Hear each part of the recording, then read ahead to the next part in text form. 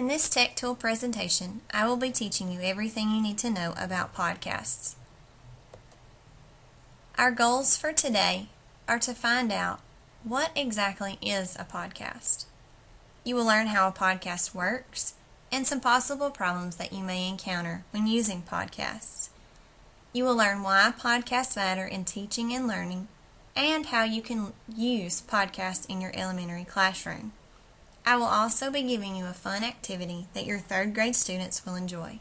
They will actually get to listen to and develop their own podcast. I thought this cartoon was funny because it shows that kids are quite capable of creating podcasts, and sometimes teachers need to realize that kids enjoy using technology. They use it every day outside of the classroom, so why not incorporate it into our own classrooms as well? So we need to understand what exactly is podcasting. Podcasting is very similar to a radio broadcast. It's a method of distributing multimedia files, such as audio programs or even music videos, over the internet for playback on mobile devices and personal computers. With a podcast, you don't have to wait to hear what interests you. You choose what you want to listen to. You can listen to updated news, sports, and music. Podcasts may sound very similar to radio broadcasts, but the main difference is that they typically sound much clearer. The best part about podcasting is that you can choose what you like to listen to, and it will be updated to your listening device automatically.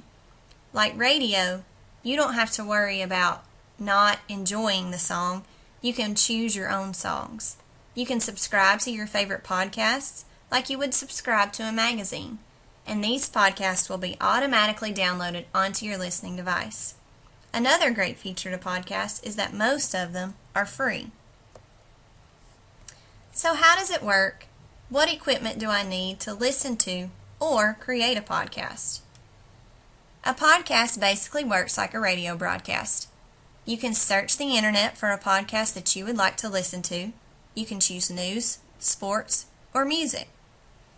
Once you have found a podcast you like to listen to, you may then download it to your computer or your listening device, such as an iPad or other MP3 player.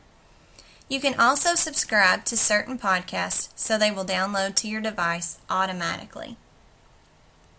You need a computer with speakers, podcasting software, such as iTunes. You need internet access, recording and mixing software, a microphone, and headphones. Headphones allow you to listen to your podcast without disturbing others around you. This is all of the information and all of the equipment that you will need in order to have podcasts on your listening device or your MP3 player. Podcasts are important in teaching and learning because they are a great way to incorporate technology in the classroom. Students love to listen to themselves and others. It can be a great way to motivate students. It is also a great way to help students explain the reasoning behind answers to problems. Students have a difficult time explaining why and how they got an answer, but podcasting may get them excited about giving good explanations. So here are some possible problems that you may encounter when doing podcasts in your classroom. This cartoon shows a very possible problem when using this in the classroom. Sometimes teachers are not open to using technologies. This teacher could create a podcast that included examples of her lesson, and her students could listen to her lesson at home to help reinforce specific skills while working on homework. She says, "No, I'm not available as a downloadable podcast," but in fact, she could be if she chose to. Here are some possible problems that you may encounter with podcasting. As with any technology, there are always a possibility for problems. Anytime the internet is down, your students may not be able to create their podcast or listen to other podcasts unless they have already been downloaded to your device. Podcasts can only be found and created when you have access to the internet. It could also be difficult to make sure students are on task when creating podcasts. If the teacher is working with other small groups, it will be hard to ensure that students are creating an effective podcast. They may be going on internet websites that they are not supposed to be going on, and sometimes it's hard to monitor those things. Another problem that you may encounter is that if students need to work on projects at home, they may lack the appropriate equipment needed. Some of your students may not have internet access. Some students may not have a computer with a microphone. So those are some things that you may need to consider.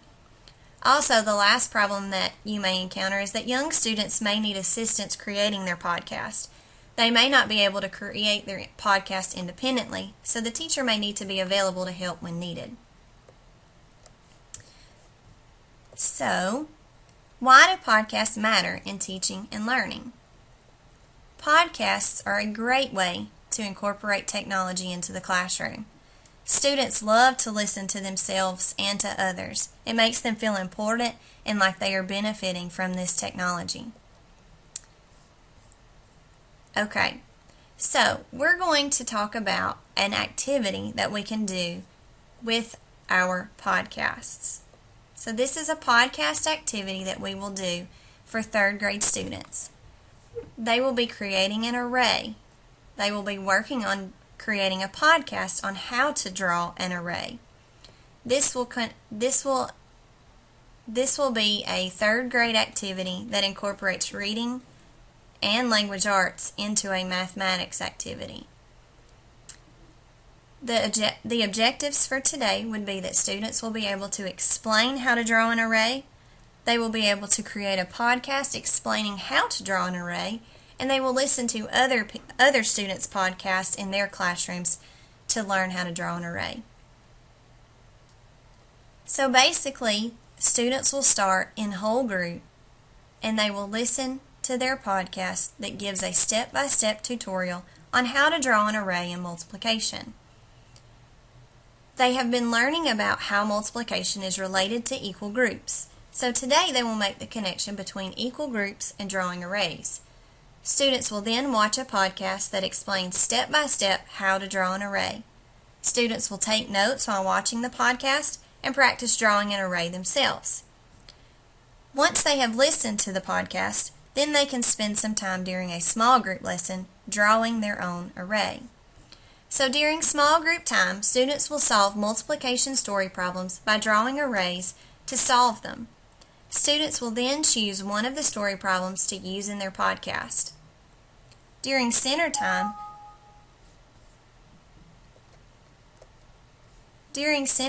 students have learned to draw an array during whole group, and they have practiced drawing arrays during small group. Now students can create their own podcasts that explain to their parents how to draw an array. They will do a step-by-step tutorial of how to draw an array.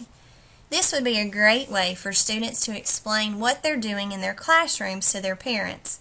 They don't have to try to explain it in words when they get home, because a lot of times they will have already forgotten. They can actually pull it up on the internet and show their parents the podcast of what they have done.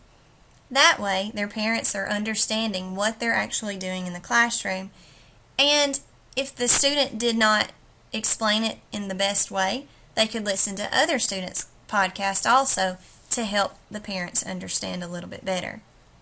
In order to assess this activity, I would give students a rubric that explained my expectations for their podcast. The rubric will focus on how students develop their ideas and how well they explained how to draw an array. The rubric will focus on how well they used grammar while they were speaking.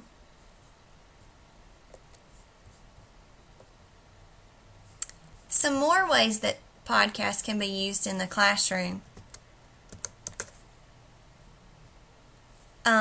There are lots of ways that podcasts can be used in your classrooms. For example, one way is that they can be used to engage parents. The previous example showed how children can post their audio recordings as a podcast so that parents can hear what children have been working on. Students could tell about projects and activities that they have also been working on, and parents can have access to these podcasts to hear about these activities. We are always trying to come up with new ways for parents to get involved and parents to be engaged in our classrooms. This is one excellent way to show parents exactly what their students are doing on a daily basis. Students could also do group projects that incorporate audio or video into their podcasts. Students can then listen to other group projects and learn from those podcasts and projects. Another way that we could do this and allow students to use podcasts is that our morning announcements could be done as podcasts. At our school, our announcements are done on television, but they could also be sent out via podcast so that they were on the internet.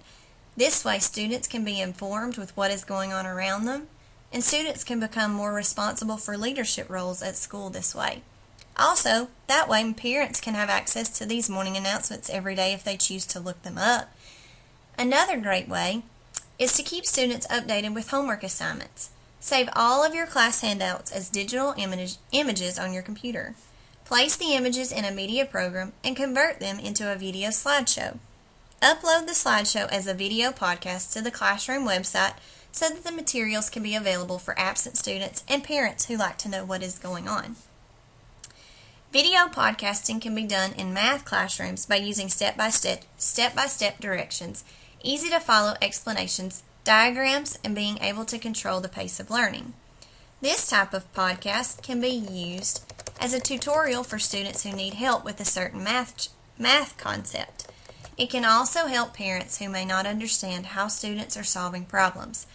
Our new CCRS standards require students to solve problems in multiple ways using multiple strategies, and parents are having a difficult time helping students with their homework. Giving parents step-by-step tutorials may help parents understand what students are doing in the classroom.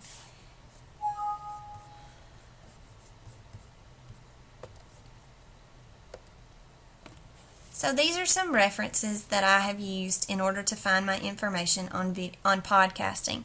Hopefully these ideas will help you in your classroom when you get ready to use a podcast of your own.